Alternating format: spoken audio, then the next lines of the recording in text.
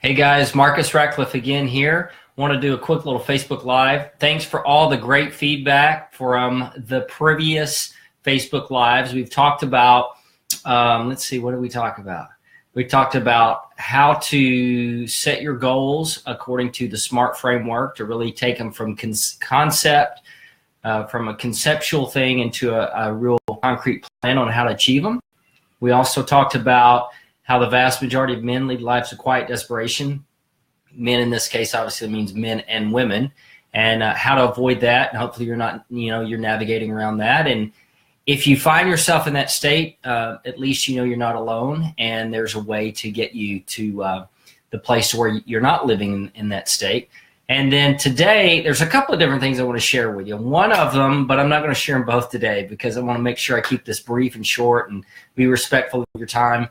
But one of them that I think I'll share with you next time is the 4 pillars of happiness. And if you're not happy in life, I've found that you can look at one of these 4 areas and something's a little off kilter in at least one, if not more than one of these areas. And it helps you kind of examine where things need to, maybe you can go to work in an area of your life to get back on track. And then one is what I call the trap of comparison.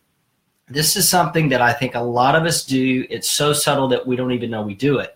So basically, it's when we compare ourselves to other people.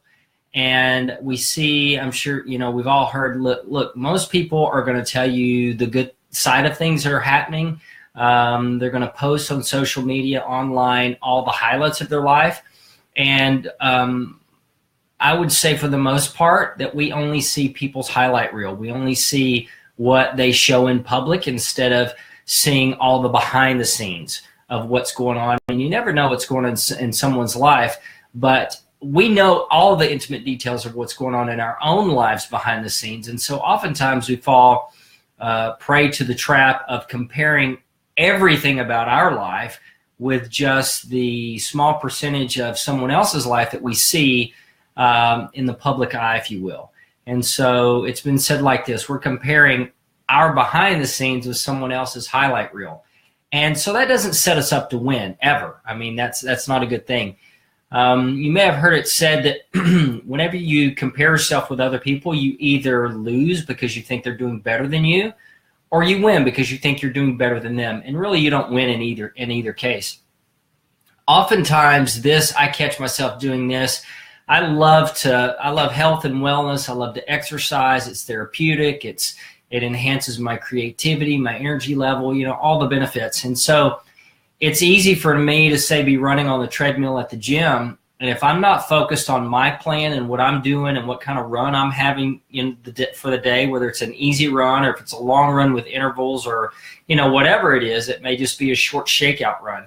If I'm not focused on that and I get distracted on, man, the guy beside me, he's running a lot faster than me, or he's been running a lot longer than me, because I'm looking over there at his treadmill, then I'm comparing myself with him.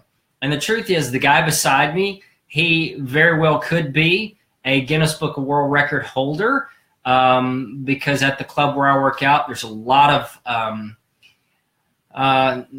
there are some pro athletes, but most of them don't do it for a living, but they're very, very, very good, like all world athletes. And it's very common where we work, where I exercise here in the city I live in, that people are Ironman. An Ironman is a very rare thing in most communities, but in the community I live in, it's a very common thing. And so I could be comparing myself with someone who's a world-class runner when I've only been running for, maybe 4 months or 4 years rather. But maybe I've only been back in run training for, 4 months. And then on the other side, I could be like, oh, I'm doing really well next to, someone who this may be their first run in years. And so, everybody's running their own race. And that's just an analogy for life. And when you're in the club exercising, some people are CrossFit guys, some people are triathlon guys, some people are pure marathoners, and then there's subcategories of all of those. Some of them are training for sprints, which is a fast twitch, and you're running super fast, and some of them are slow twitch. and neither one could compete against the other one. And so the point is, compete against yourself. That's how you win.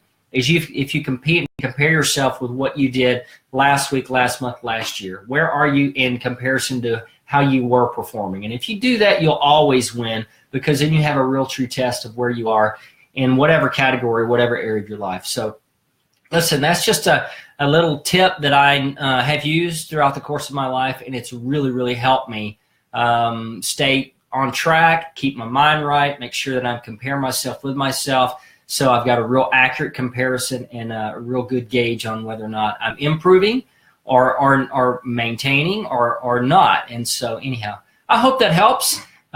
Listen, if you are not loving life in your career area right now, just for a few more weeks, I'm going to be posting up our free resource guide to check it out. Free resource guide to discovering work you love. And it's not going to be up there much longer, but if, hey, Andrea, how you doing? Elena, hi. So anyway, gosh, I got distracted there. Check out the free resource guide to discovering work you love. 80% of people don't like their job. And so if you happen to be the 20% that do, help a brother out, help a sister out, and share it with them. Anyhow, God bless you. Have a great week, and I look forward to seeing you again next time.